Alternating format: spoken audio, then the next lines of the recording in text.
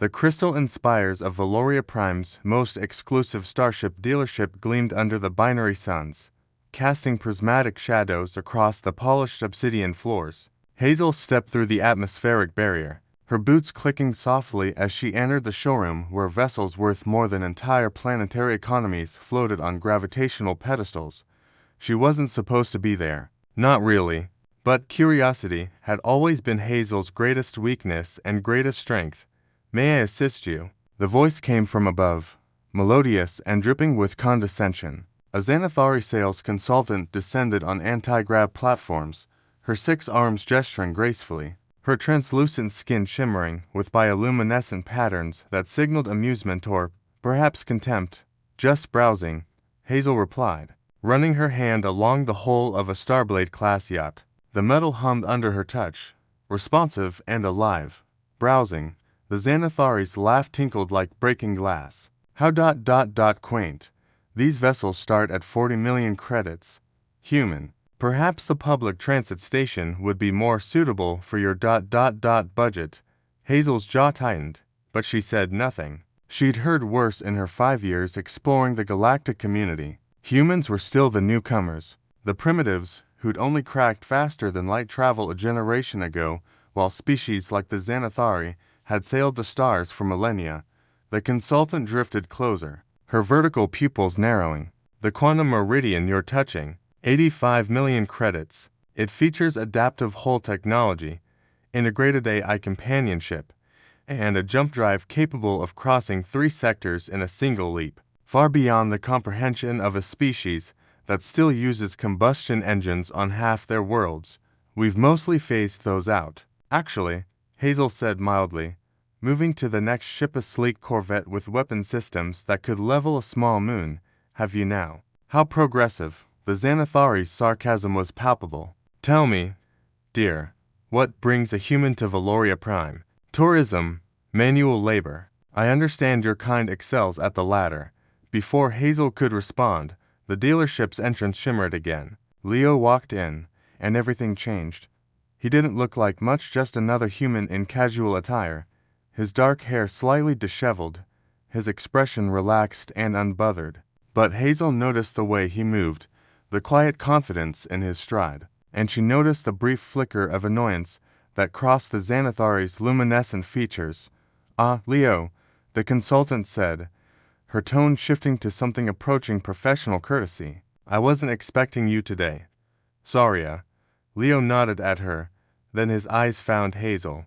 A small smile played at his lips. "Making new friends. This person was just leaving," Saria said, her multiple arms gesturing dismissively toward Hazel. "She's clearly lost, is she?" Leo walked over to stand beside Hazel, examining the Corvette with genuine interest.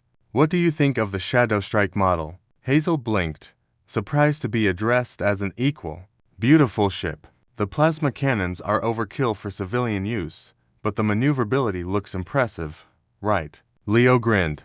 "Though personally, I prefer something with more cargo capacity. I do a lot of traveling." Saria's bioluminescence flickered with irritation. "Leo, I have several premium clients arriving shortly. If you're not here for business." "Actually, I am." He turned to face the consultant fully. "I need a ship, something comfortable, fast, with diplomatic-grade shielding and accommodations for a small crew." "Budget isn't a concern?" "Of course." Saria's demeanor shifted instantly. "All business now. I have just the thing. The Celestial Sovereign, a masterpiece of Corthasian engineering. 200 million credits, but worth every unit. Let me show you. Does it have a secondary pilot station?" Leo interrupted. Yes, it can be configured." "Good. Hazel, what do you think?" "Want to take a look?" The showroom seemed to freeze. Hazel stared at Leo, confused. Saria's skin flashed through several colors before settling on a dull, angry crimson. "Excuse me," the Xanathari said slowly.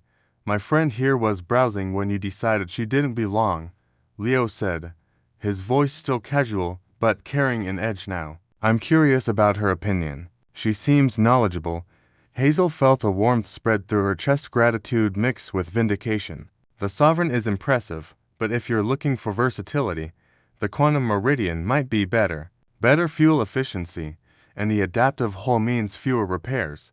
Leo nodded thoughtfully. The one you were looking at. 85 million, right. That's correct, Saria said stiffly. I'll take it. The silence that followed was absolute. You single quotes LL. Take it. Saria's voice had lost all its musical quality. Leo pulled out a credit chip, not a standard one, but a black card that marked him as a Platinum Guild member, part of the galaxy's wealthiest 0.1%. Transfer the full amount now. I want it ready for departure by tomorrow, fully stocked and registered under Terran Federation authorization. Saria's hands trembled slightly as she accepted the chip, her scanner confirming what her eyes couldn't believe. 85 million credits, transferred instantly, no loans, no negotiations. Double quotes, how. Double quotes, she whispered. Humans might be new to the galactic stage, Leo said pleasantly, but we're quick learners, and we remember who treats us like equals. He turned to Hazel. I could actually use a co-pilot, someone who appreciates quality engineering. Interested? Hazel laughed, surprised and delighted. Are you serious? Completely. I run humanitarian missions across the frontier. It's dangerous work, but it pays well, and the company's good. He extended his hand.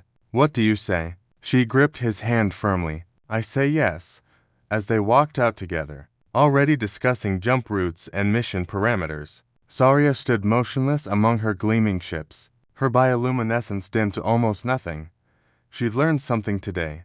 Never underestimate a human. They might be young as a spacefaring species, but they had something older races had long forgotten: the hunger to prove themselves, and the resources to back it up. Outside, as Hazel and Leo reached the plaza, she finally asked the question burning in her mind. How did you really afford that? Leo smiled. Asteroid mining. Humans are really good at it. Turns out the galaxy needs rare earth elements, and we're excellent at extracting them. And the co-pilot offer. Genuine. I wasn't lying about the work. He paused. But also, I really hate snobs. Hazel grinned. Then we're going to get along just fine. Together. They walked toward humanity's future, one credit at a time.